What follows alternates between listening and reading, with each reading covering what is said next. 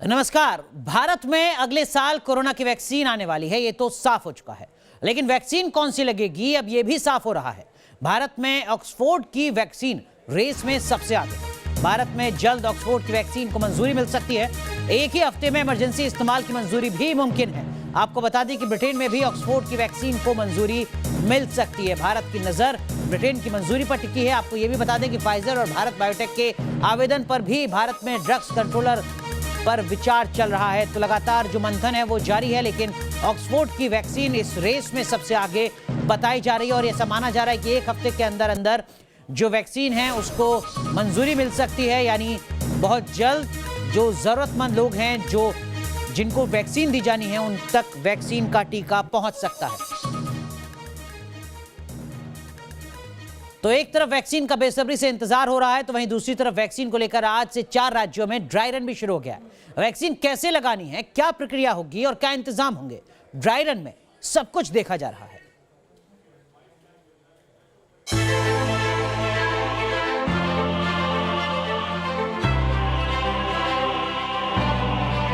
Corona vaccine का trailer देखिए।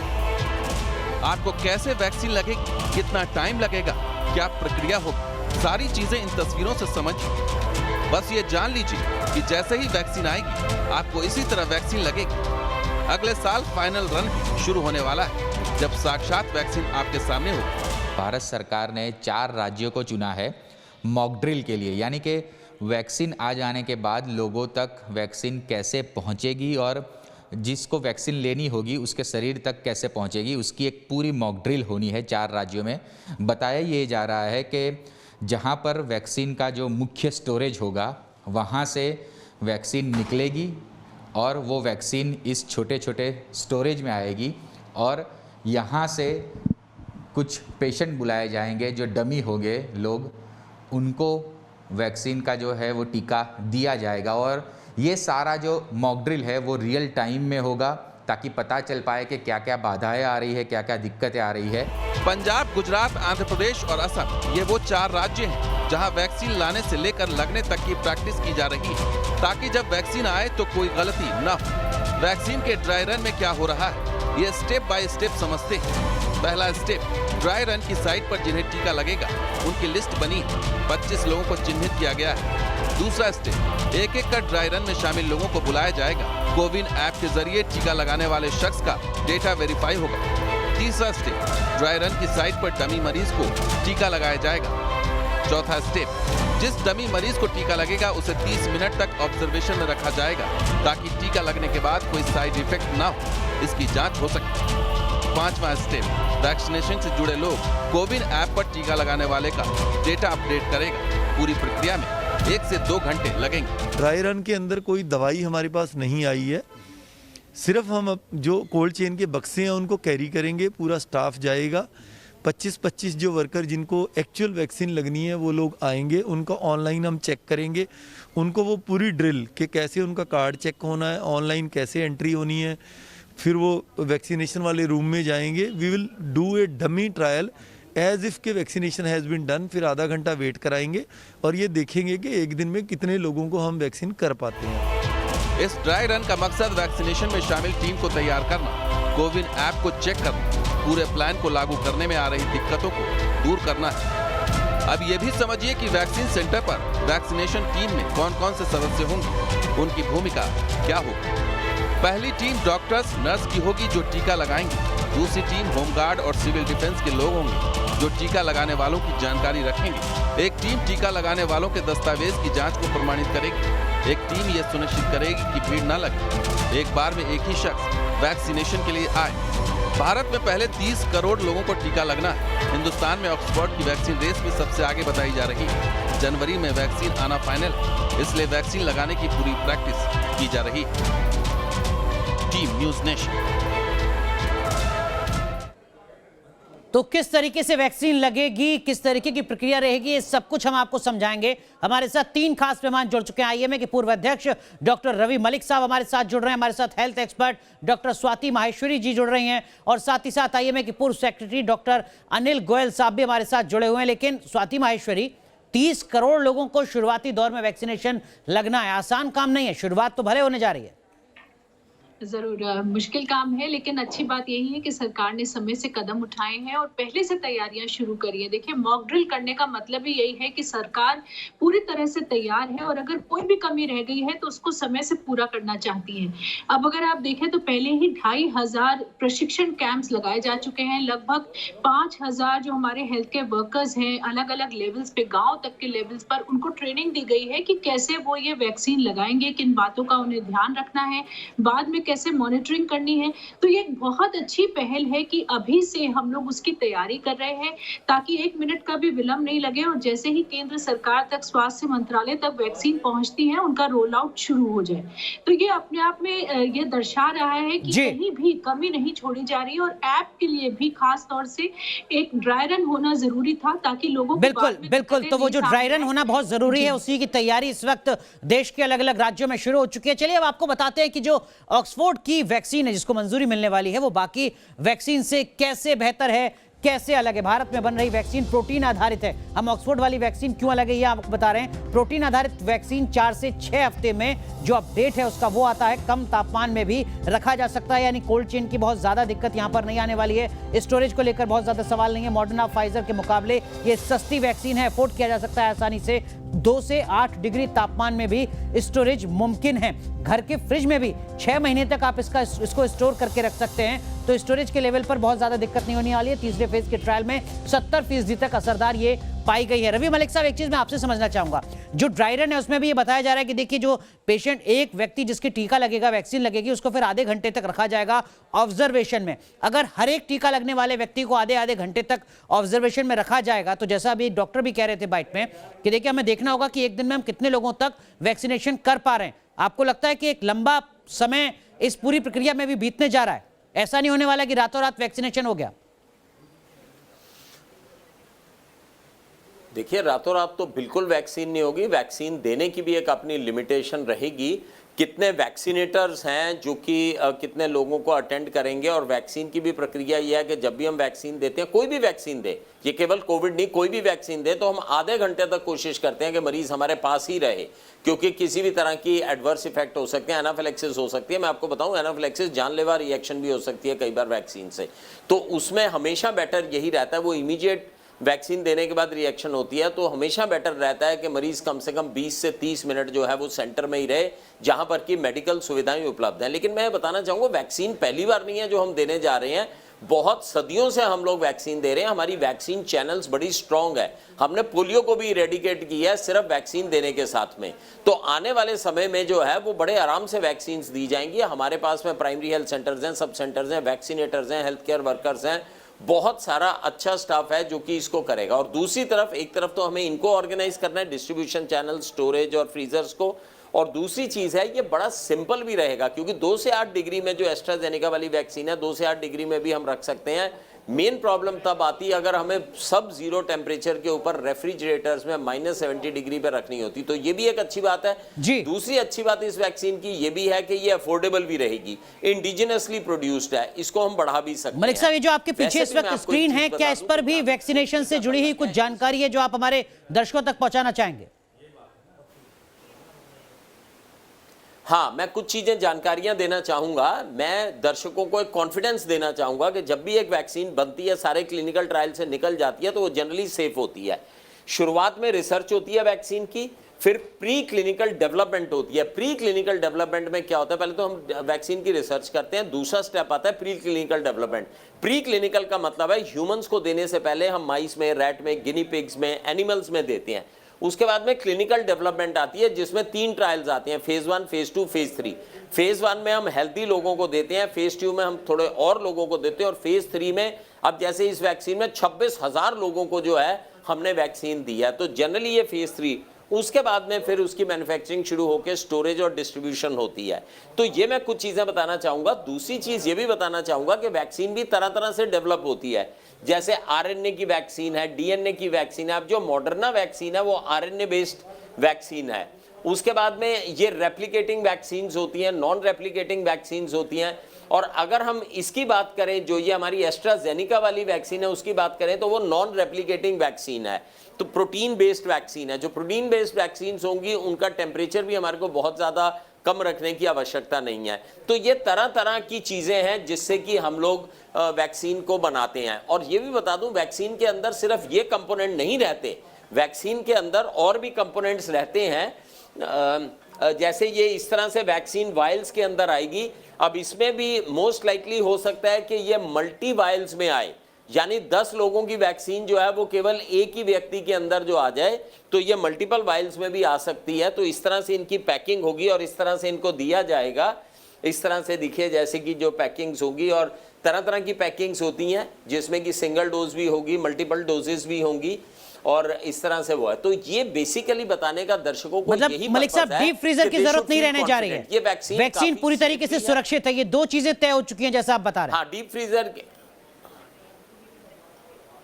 हाँ बिल्कुल, 3 चीजें तय हो चुकी हैं। इसकी एफिकेसी जो है वो 70% से ज्यादा है। दूसरे साइड इफेक्ट्स इसके काफी कम रहेंगे, थोड़ा सा पेन हो गया, थोड़ा फीवर आ गया, ये हो गया, वो रहेंगे।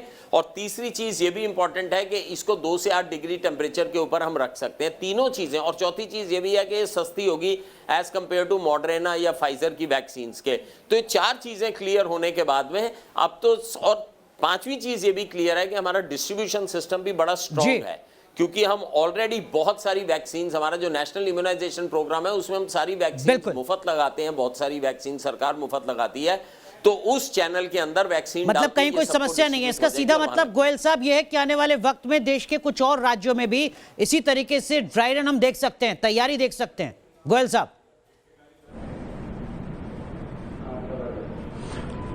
देखिए, ड्राई रन नहीं, मुझे तो लगता है कि अब ये वैक्सीन जो पहले 30 करोड़ को लगनी है, मतलब हेल्थ केयर वर्कर्स, फिर फ्रंटलाइन वर्कर्स, या 50 साल से ऊपर के लोग और या 50 साल से नीचे के कोमॉर्बिडिटी वाले, उनको जनवरी में शुरू हो जाएगी। खास तौर से जो हेल्थ केयर वर्कर्स हैं, तो 1 करोड़ करीब हेल्थ केयर वर्कर हैं, उनको लगनी शुरू हो जाएगी। जैसे कि अभी मेरे से पहले वक्ताओं ने बताया, क्योंकि इसकी सेफ्टी और एफिकेसी दोनों इस्टेब्लिश हो चुकी हैं। 2 से 8 डिग्री टेम्परेचर की ये 4 महीने से काम चल रहा है गवर्नमेंट ऑफ इंडिया का, जो कि हम लोग न्यूज़पेपर के माध्यम से, हमारे ऑनरेबल मिनिस्टर ऑफ हेल्थ के माध्यम से पता कर रहे हैं। 4 महीने से इसका डिस्ट्रीब्यूशन नेटवर्क का, इसका स्टोरेज का, उसके बाद किस तरह लगेगी। आपने एक कोविन, इसका एक सॉफ्टवेयर बनाया है, ये आप जरूर इसको बताइए। कोविन सॉफ्टवेयर का मतलब है आप उसको डाउनलोड करेंगे, आप उसमें रजिस्टर करेंगे, आपको SMS आएगा कि किस जगह आपको जाना है। और वहाँ जैसे अभी आप चर्चा कर रहे थे कि आधा घंटे रहना है, वो कोई ऐसी बड़ी बात नहीं है। अगर एक बड़े हॉल में एक 50 लोगों को एक लगना है, एक एक करके लगकर 50 लोग आधा घंटा वेट करना है। इसका मतलब ये नहीं है कि 30 × 50 50 लोग दूसरे हॉल में एक एक कर वेट कर सकते हैं, इसीलिए बहुत बड़ी समस्या नहीं है। एक बार में 50 से 100 लोग एक सेंटर पे आएंगे। ठीक है। और एक जो वैक्सीन के बारे में मैं बताना चाहता हूं, जो वैक्सीन है ना हिंदुस्तान में ICMR बायोटेक की खासतौर से जो बन रही है, वो लाइव एटीन्यूएटेड वैक्सीन है। टी इम्यूनिटी एंटीबॉडी बनती हैं और एक सरफेस एंटीजन के खिलाफ, इसलिए अगर म्यूटेशन भी होता है तो ये वैक्सीन इफेक्टिव होगी। और अगर थोड़ा बहुत चेंज करना हुआ तो वो 4-6 हफ्ते में चेंज हो जाएगा। ये भी लोगों को भ्रम नहीं रहना चाहिए कि ये वैक्सीन म्यूटेंट के खिलाफ इफेक्टिव नहीं होगी, ये इफेक्टिव होगी। रवि मलिक साहब, मैं आपके पास भी आऊंगा, लेकिन स्वाति माहेश्वरी, बहुत संक्षेप में अगर आप बता सकें, 30 करोड़ लोगों को वैक्सीन लगने के बाद क्या ये माना जाए कि वो जो 30 करोड़ लोग हैं उनको अब कोरोना नहीं होने जा रहा है, साथ ही साथ वो किसी दूसरे को कोरोना नहीं पहुंचाने जा रहे हैं? देखिए, ये माना जा रहा है कि जो वैक्सीन अब हम इस्तेमाल करेंगे वो लगभग 80 से 90% तक सुरक्षा देंगी। तो बिल्कुल जिन लोगों को वैक्सीन लगेगी, लेकिन ये ध्यान रहे कि पहली डोज लगने के 28 दिन के अंतराल पर दूसरी डोज लगेगी, और दूसरी डोज लगने के भी 2 हफ्ते 3 हफ्ते के बाद आपके शरीर में इतनी एंटीबॉडीज होंगी कि आपको कोरोना का संक्रमण ना हो। तो एकदम से वैक्सीन लगते ही, पहली डोज लगते ही ये नहीं सोचे कि अब हम सुरक्षित हो गए, अब हमें कोरोना नहीं होगा। तो इस बात का खास तौर से लोगों को ध्यान रखना है। लेकिन हाँ, 2 डोज लगने के बाद जब उन लोगों को दी जाएगी, उसके बाद उनको डेफिनेटली उससे इम्यूनिटी आएगी। अभी इस चीज पर कंट्रोवर्सी है कि अगर आपको वैक्सीन लगती है तो क्या आप दूसरे को संक्रमण पहुंचा सकते या नहीं पहुंचा सकते। एस्ट्राजेनेका वैक्सीन ने उन्होंने बोला है कि हमारी 18% तक ट्रांसमिशन को भी रोकेगी। तो आने वाले समय में हम ये उम्मीद कर सकते हैं और देखिए धीरे धीरे हर्ड इम्यूनिटी आनी शुरू हो जाएगी। ठीक बात। एक तरफ जैसे ही हम जो लोग ज्यादा संभावित रिस्क पर हैं उनको वैक्सीनेट कर लेंगे तो हमारे बहुत तेजी से फिर हर्ड इम्यूनिटी आएगी। क्योंकि अगर मलिक साहब, लेकिन जो बात यहाँ पर डॉक्टर स्वाति कह रही है इसका सीधा मतलब यह है कि दवाई मिलने के बाद भी एक लंबे वक्त तक ढिलाई नहीं बरतनी है। देखिए 2-3 चीजें मैं बड़ी क्लियर कर दूं लोगों का, क्योंकि मैं कोविड अस्पताल भी चलाता हूं तो वहां पर मैं अक्सर लोगों से सोचता हूं अच्छा डॉक्टर साहब तो वैक्सीन आ गई अब तो सब कुछ ठीक हो जाएगा।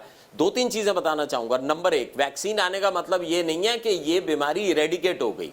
वैक्सीन लगते ही आपको इम्यूनिटी नहीं मिलेगी, पहले फर्स्ट डोज लगेगी, सेकेंड लगेगी, उसके बाद 4 हफ्ते के बाद में प्रॉपर इम्यूनिटी आएगी। तीसरी चीज, हमारे पास बहुत सारी ऐसी वैक्सीन है जो हम सालों से देते आ रहे हैं। डिफ्थीरिया की वैक्सीन 50 साल से देते आ रहे हैं, तो क्या डिफ्थीरिया इरेडिकेट हो गया? वो इरेडिकेट नहीं हुआ, लेकिन हाँ बिल्कुल कंट्रोल हो गया है।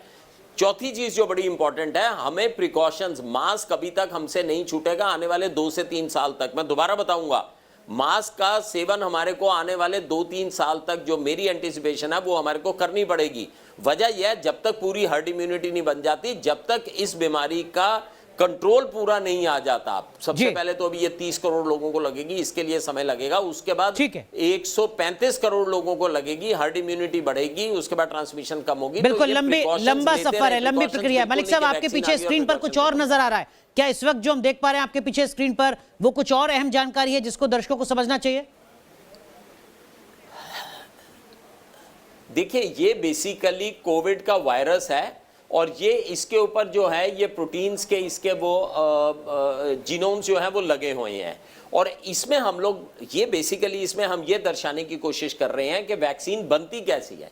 वैक्सीन की प्रक्रिया ये बनती है, वैक्सीन में हम करते क्या हैं कि इसी जो वायरस है इसका हम एंटीजन निकाल लेते हैं और उस एंटीजन के अंदर 5-6 चीजें डालते हैं। स्टेबलाइजर डालते हैं, एडजुवेंट डालते हैं और उसके बाद में हम उस वैक्सीन को जो है प्रिपेयर करते हैं और उसके बाद में इसका जो एंटीजन डालते हैं। अब होता क्या है, जब ये शरीर के अंदर घुसता है तो शरीर में घुसने के बाद में ये फिर एकदम से वहां पर एंटीबॉडीज की प्रोडक्शन कर देता है। ये जो है ये हमने बताया है कि किस तरह से ये वैक्सीन जो है बनती हैं। 4 तरह की वैक्सीन होती हैं।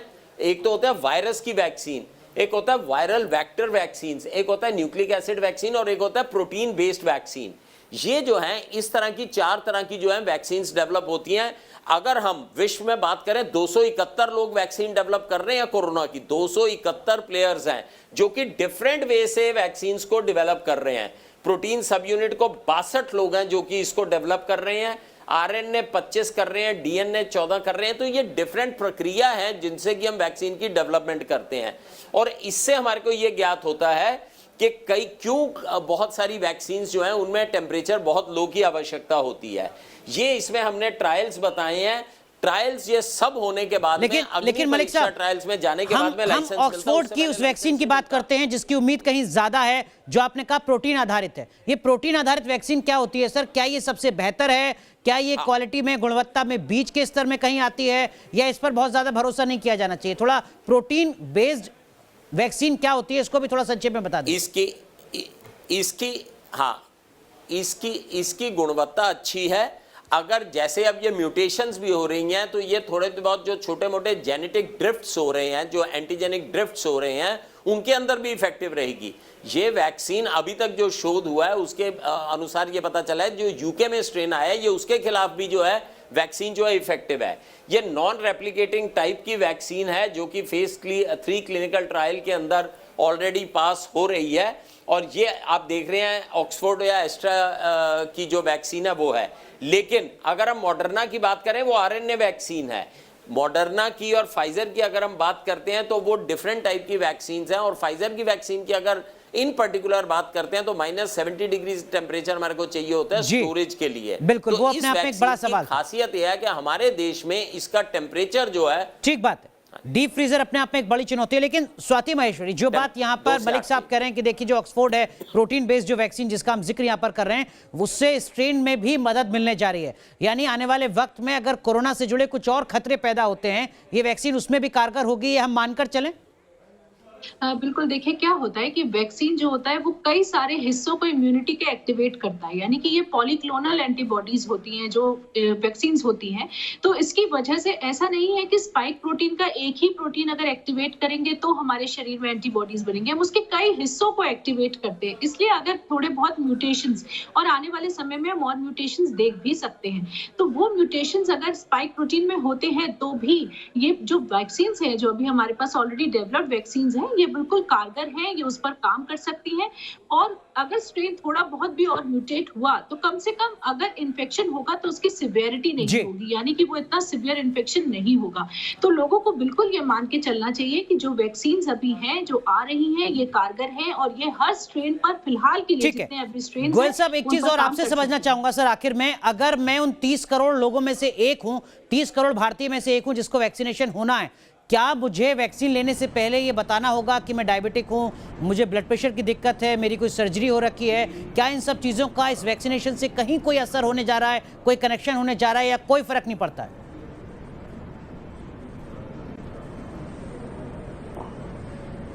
नहीं, देखिए, डायबिटीज़, हाइपरटेंशन वो तो हिस्ट्री लिया ही जाएगा, कोमोर्बिडिटी, लेकिन वैक्सीन लगने से कोई डायबिटिक है या हाइपरटेंसिव है तो उनमें तो सब में लगने से उसका कोई मतलब नहीं। जैसे कि हम चौथे फेज में 50 साल से नीचे वाले लोगों को लगेगी, डॉक्टर्स को लगने का मतलब उनमें बहुत सारे लोग डायबिटिक्स भी होंगे, हाइपरटेंसिव भी होंगे, तो इसीलिए उनको कहा जाएगा कि कंट्रोल रहेगा डायबिटीज़, हाइपरटेंशन। और वैक्सीन लगने से एज सच वैक्सीन का उस पर इफेक्ट नहीं है। वैक्सीन का जो साइड इफेक्ट है वो एक माइनर रिएक्शंस हैं, लोकल, या थोड़ा बहुत हेडेक है या फीवर है, मैलेज, जो जनरल हर वैक्सीन के साथ होता है। बाई एंड लार्ज, चाहे वो डायबिटिक्स हो, हाइपरटेंसिव हो, उनमें एनाफाइलेक्सिस मतलब पहले से कोई अगर बीमारी है तब भी इस वैक्सीनेशन को लगाया जा सकता है, इसका कोई साइड इफेक्ट उन बीमारियों से जुड़ा हुआ नजर नहीं आने वाला है। बहुत बहुत शुक्रिया आप तीनों का जुड़ने के लिए, और वैक्सीन से जुड़ी जो भी कुछ अहम जानकारियां हैं ABCD बहुत सरल शब्दों में दर्शकों तक पहुंचाने के लिए। अब इंतजार हर किसी को है, हर भारतीय को है कि कब वैक्सीन हिंदुस्तान में आती है और शुरुआत वैक्सीनेशन की आखिर